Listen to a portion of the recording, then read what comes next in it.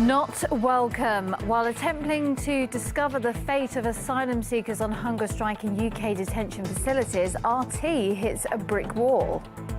Burly member of staff came up to me, ascertained that I was in fact Laura Smith, who worked for RT, and said that he'd had a letter from the Home Office which banned RT from going into the detention centre for 2 months.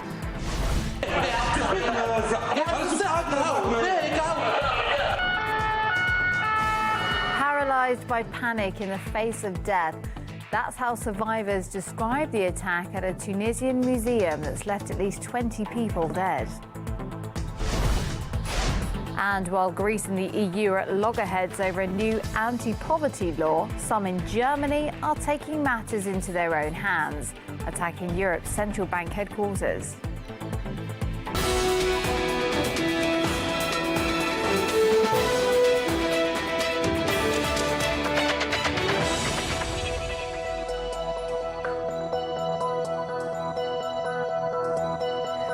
Hello there, you're watching RT International. It's just gone midday here in Moscow. Welcome to the programme. Dozens of inmates have been sent back to Pakistan from the UK Harmondsworth Immigration Detention Facility. They claim their lives will now be in danger. The deportation procedure has long been criticised for its methods. Here's one account from a former inmate. They woke us up early, switched our phones off and handcuffed us. None of us wanted to go back. We were terrified. We tried to get up from our seats before the flight left. All these security guards came on straight away, shouting at us and beating us with their hands and batons. They hit me, then rammed my head against a window. This account comes from a report by the independent research group Corporate Watch. There's no information about what's happened to the 50 asylum seekers since their deportation.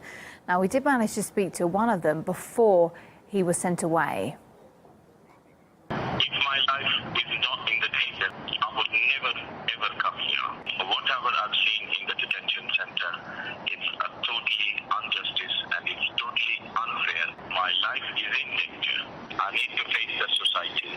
I need to face the radicalism.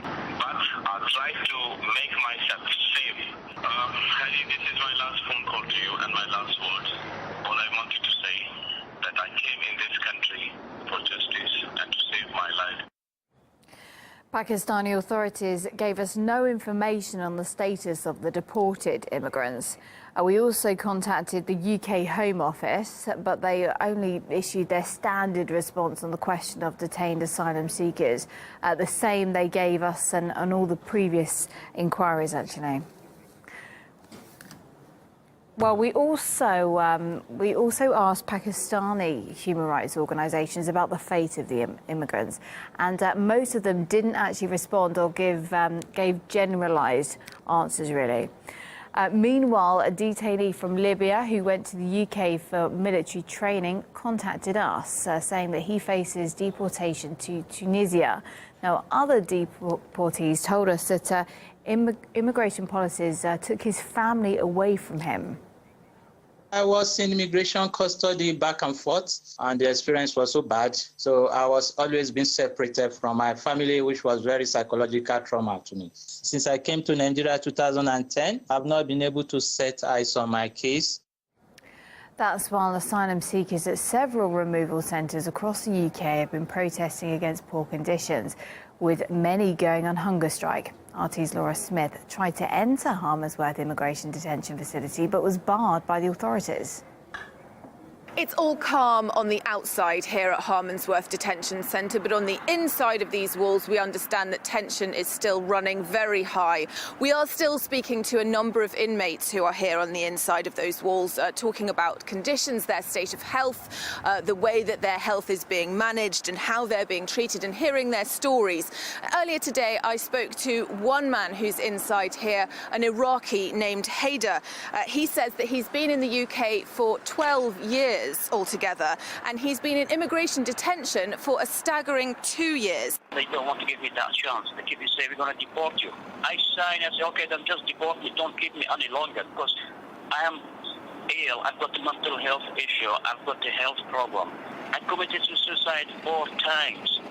If I had been in a prison, have a conviction, at least I know when I am going to be out. But I tried to get into the detention facility to see him. Theoretically, anyone is supposed to be able to go in as long as you have some form of identification. And I got as far as the last security barrier when a burly member of staff came up to me, ascertained that I was in fact Laura Smith, who worked for RT, and said that he'd had a letter from the Home Office which banned RT from going into the detention centre for 2 months.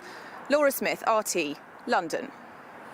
Meanwhile, asylum seekers in Scotland have been on hunger strike too. The Scottish Trades Union Congress and the Church of Scotland have now demanded access to the Dungerville Detention Centre, where asylum seekers have been on hunger strike too. But human rights lawyer Shoaib Khan says the situation in immigration centres is catastrophic. As the recent parliamentary inquiry reported earlier just this month, they are like prisons. These are people who have not committed any criminal offence. They're not charged with any criminal offence. They're asylum seekers. They've come to this country to save their lives. They've had to flee their country. They've had to flee, in some cases, certain very barbaric regimes. They are here to save their lives. When they come here, then they are treated as if they are criminals. And so they are basically like prisons. We're the only country in Europe that has no time limit. There is indefinite detention, which again, in terms of your first question about why these people have had to resort to starving themselves, is because they have no idea when they will be released. Well, you can also have your say on the current situation on the UK detention centres. We've launched a Twitter campaign to draw more attention to the issue. You can use the hashtag #DetainedVoices to get your message across.